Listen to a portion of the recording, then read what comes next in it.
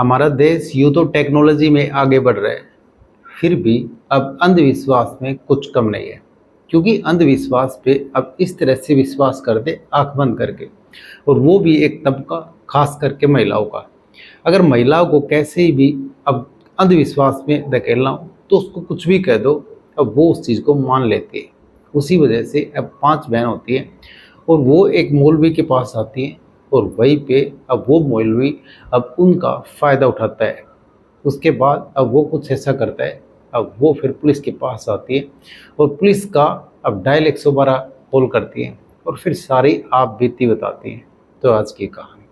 तो नमस्कार, आदाब, सत श्री अकाल। मेरे भी शर्मा हाजिर हूँ और क्राइम की कहानी को लेकर। लेकिन आज की क्राइम की कहानी उत्तर प्रदेश के मुजफ्फरनगर की। अब इसी मुजफ्फरनगर में एक मौलवी होता है। अब वो झाड़ फूक का काम करता था और लोगों को झूठ साच के सहारे अब अंधविश्वास में अब धकेलने का काम करता था। उसी हिसाब से उसके पास अब आए दिन महिलाएं और उनके साथ पुरुष भी आते रहते हैं। लेकिन अब वो महिलाओं का तबका ज़्यादा आता था उसके पास। अब महिलाओं के साथ कोई व्यक्ति आता था, वो भी उनसे पूछताछ कर लेता था। लेकिन वो अब अपनी चिकनी चुपड़ी बातों में अब उनको फंसा लेते हैं, और उसके बाद अब जैसे तैसे करके ये सब उसकी दुकानदारी चलती रहती है। लेकिन अब कहते हैं कि ठग विद्या ज़्यादा दिन नहीं चलती, अब पाप का घड़ा कभी न कभी बढ़ता है।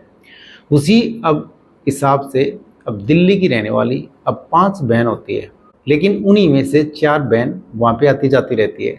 लेकिन एक दिन अब घर पे अब 5 बहन इकट्ठी बैठी हुई थी। उसके बाद अब वो अपनी 5वीं बहन से कहती हैं कि तुम्हारी तबीयत सी ठीक नहीं रहती, उसके बाद तुम एक बार चल के हमारे साथ, हम जिस मौलवी से बातचीत करते हैं और जिससे घर की अब सारी बातें पूछते हैं, अब उसी के पास चलो और वो बताएगा आखिर तुम्हारी समस्या क्या है।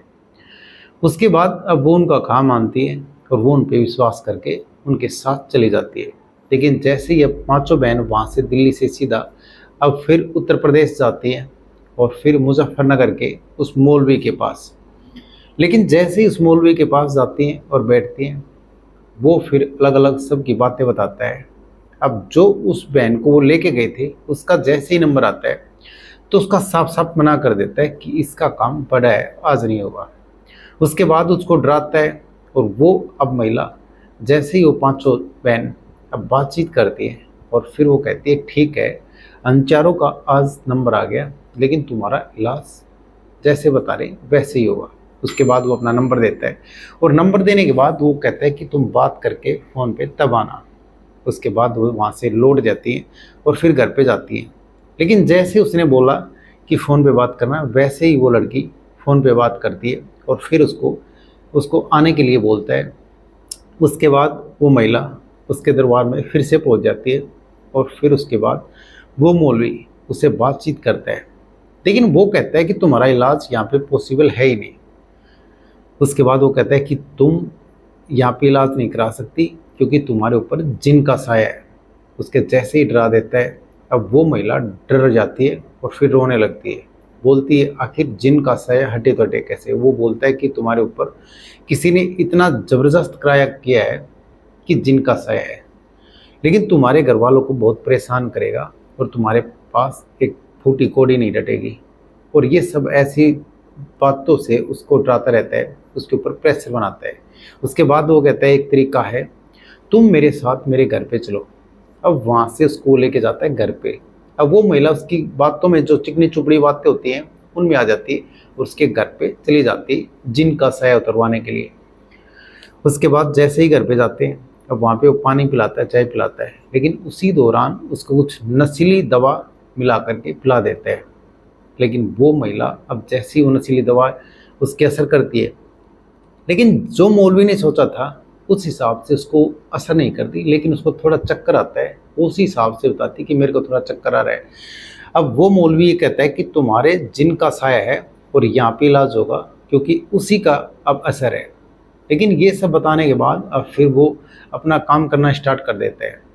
लेकिन वो अब उस महिला को गलत तरीके से छूने लगता है।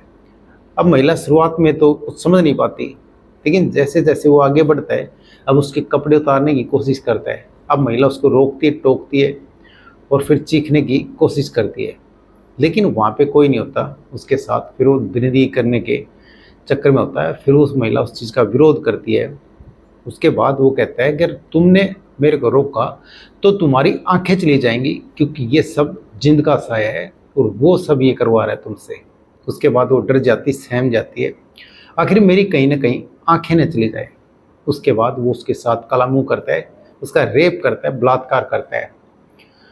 अब महिला का जैसे ही रेप होता है, बलात्कार होता है, लेकिन वो महिला अब फिर उसके बाद उससे भला बुरा कहती है और वो कहती है तुम्हारे कर्मों की सज़ा तुमको दिला के रहूँगी। लेकिन मौलवी उधर डर जाता है कि कहीं ये पुलिस में न चली जाए, उस वजह से अब तुम्हें जेल की हवा ना खानी पड़े। उसके बाद वो वहाँ से उसको लेके जाता है और सीधा बस में जबरन बिठाता है, ज़बरदस्ती उसको बिठा देता है। अब मौलवी सोचता है कि ये चली गई और मौलवी वहाँ से आ जाता है और वो महिला आगे कंडक्टर से बोल करके वहाँ से बस से उतर जाती है। लेकिन उसी दौरान अब फिर सीधा फ़ोन करती है और फ़ोन करने के बाद अब डायल 112 बुलाती है और फिर सीधा पुलिस की वहाँ पे गाड़ी आती है और सारी हकीकत अब पुलिस के सामने बताती है कि कैसे दिल्ली की रहने वाली 5 बहन है। अब वो इसके पास आती थी, लेकिन मैं उनके साथ आई और फिर उसके साथ उन्होंने इलाज करने से मना कर दिया। इसने मेरे को अकेले में बुलाया कि तुम्हारे ऊपर जिन का साया है और घर पे चलना होगा। लेकिन घर पे इसने नशीला कोई दवा दी, उसके बाद भी बेहोश न होने के कारण अब फिर इसने मेरे साथ दरिंदगी ही बलात्कार किया। लेकिन मैंने अब पूरा पुरजोर विरोध किया। अब इसने कहा कि तुम्हारी आंखें चली जाएंगी और फिर ये घिनौनी हरकत की और जबरन बस में बिठा के धक्का मार के बिठाने की कोशिश की। और उसके बाद मैंने इसको कहा था कि तुम्हें सज़ा दिला के रहूँगी। लेकिन जैसे ही 112 डायल करके अब पुलिस आ जाती है और फिर उस महिला का आगे की कार्रवाई करती है और मौलवी के खिलाफ गंभीर धाराओं में मामला दर्ज करके उस आरोपी की धरपकड़ पुलिस तेज कर देती है।